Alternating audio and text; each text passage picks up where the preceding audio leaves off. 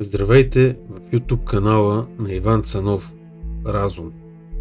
Днес ще се занимаваме с една тема, важна за всяко едно общество.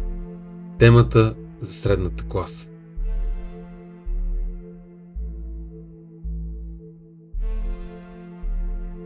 Светът се развива динамично. Технологии, икономика, нов начин на живот.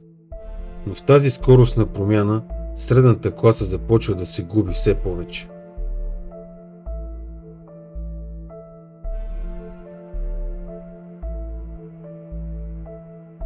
Преди средната класа беше символ на стабилност. Човек имаше работа, дом, семейство, възможност да спестява и да планира бъдещето си. Трудът носеше усещане за сигурност и смисъл.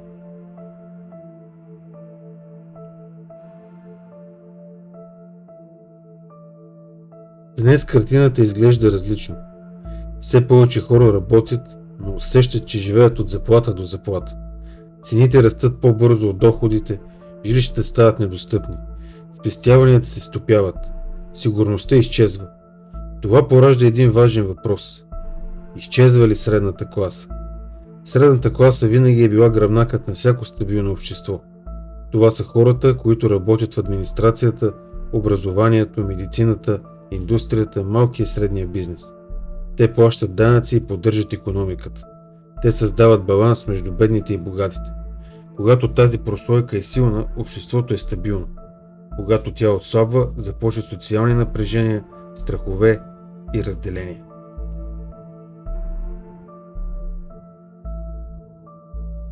Днес обаче виждаме процес на свиване на средната класа. Какви са причините? Първо, икономическите реалности.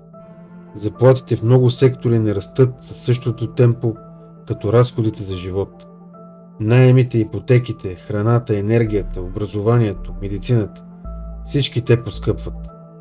Човек може да има добра работа и въпреки това да няма финансова стабилност. Втората причина е несигурността на труда. Дигитализацията, автоматизацията и изкуственият интелект променят пазара на труда. Професии изчезват, нови се появяват, но преходът е болезнен.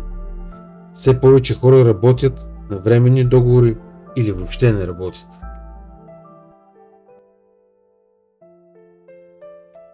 Третата причина е концентрацията на богатството. Големи капитали се съсредоточават в ръцете на малцина. Малък процент от хората контролира огромна част от ресурсите, технологиите и влиянието. Средната класа постепенно губи икономическата си тежест. Това води до нещо много по-дълбоко от финансов проблем. Това води до криза на смисъла. Когато човек не вижда перспектива, той губи доверие в институциите, в политиката, в бъдещето въобще.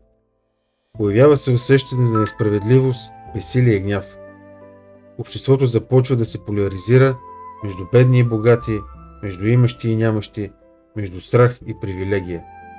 Философски погледнато средната класа е носител на умереността. Тя не живее в крайности.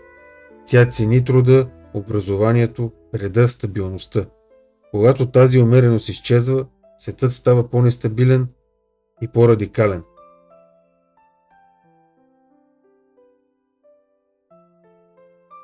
Но въпросът не е само дали средната класа изчезва. Въпросът е дали обществото осъзнава какво губи. Без силна средна класа, демокрацията отслабва, икономиката става крехка, социалният договор се разпада. Хората започват да живеят в постоянен страх. Страх от утрешния ден, страх от загуба на работа, от невъзможност да осигурят бъдещето на децата си. Истинският риск не е бедността сама по себе си. Истинският риск е загубата на стабилен, отговорен и мислещ човек в центъра на обществото. Затова темата за средната класа не е икономическа статистика. Тя е въпрос за това какъв свят искаме да изградим. Свят на баланс или свят на крайности. Свят на сигурност или свят на постоянна тревога. Свят на възможности или свят на оцеляване. И тук идва въпросът към вас. Чувствате ли се по-сигурни днес, отколкото преди 10 години, или усещате, че стабилността постепенно се използва? Напишете вашето мнение долу в коментарите. Ако темата ви е била полезна, абонирайте се за канала, харесайте видеото и го споделяйте.